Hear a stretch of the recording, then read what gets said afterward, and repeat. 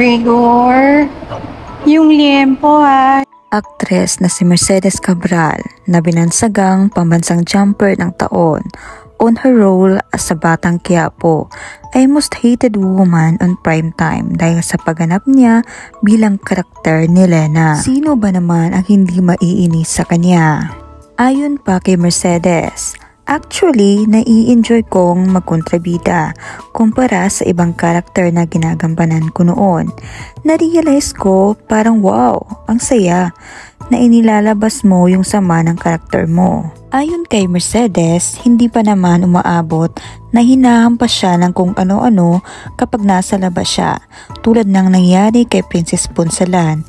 Dahil sa kanyang kontrabida role ay hinampas siya ng payong habang siya ay nasa mall. Ang naranasan lamang ni Mercedes ay yung umuwi siya sa kanila at sinabihan siya sa group chat ng kanyang kapitbahay na ikinakahiya siya nito dahil sa kanyang karakter sa Batang Quiapo. Masaya at minsan nagugulat din si Mercedes kapag nasa labas siya.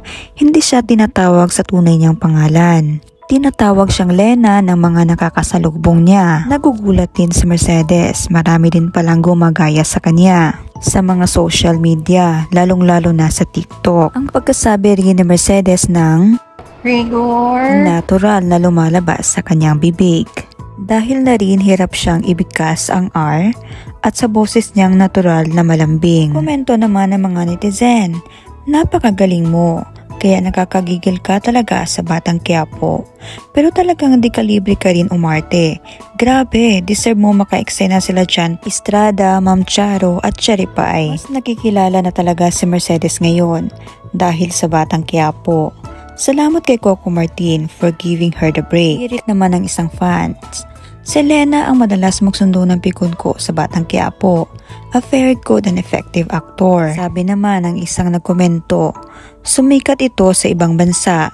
Nakalimutan ko lang kung anong bansa iyon. Ngayon, napansin na rin yung acting prowess niya ng mga Pinoy. I watched till the end. Grabe, ang galing ni Mercedes. Gabi-gabi akong nanonood. Until now, gigil na gigil ako sa kanya. Ang galing niya. Nagagampanan niya ang role niya bilang isang Lena.